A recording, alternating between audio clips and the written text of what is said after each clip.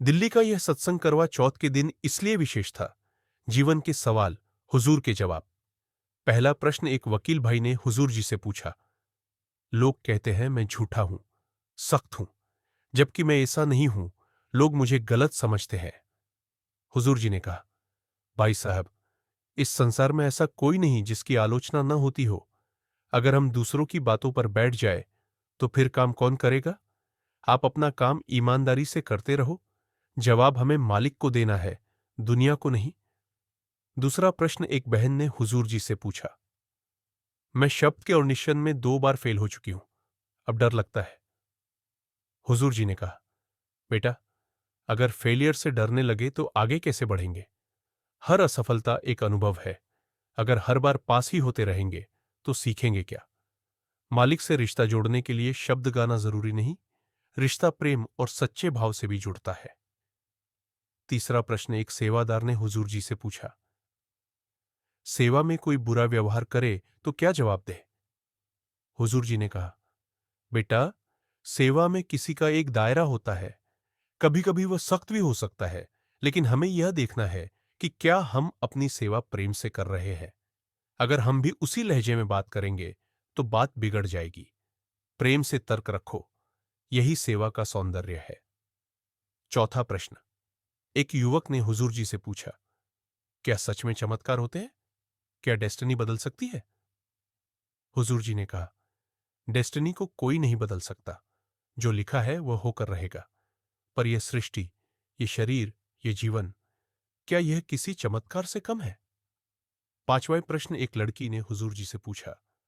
मंदिर जाते ही मेरे अंदर बुरे विचार आते हैं। हुजूर जी ने कहा, बीवी जी, मंदिर बाहर नहीं, मन के अंदर है।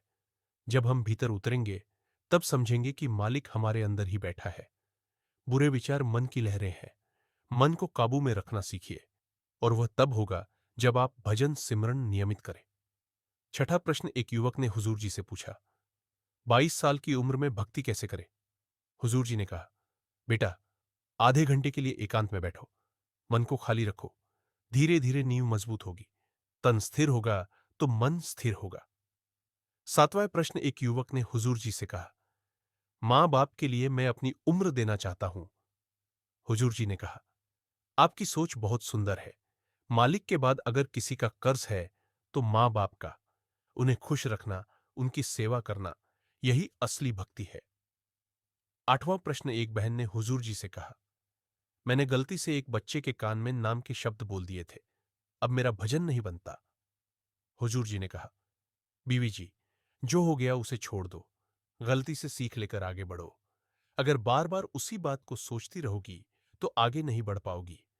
मालिक हर किसी को लेने आता है, बस अपनी ड्यूटी निभाते चलो। नौवां प्रश्न एक साधक ने हुजूर जी से पूछा।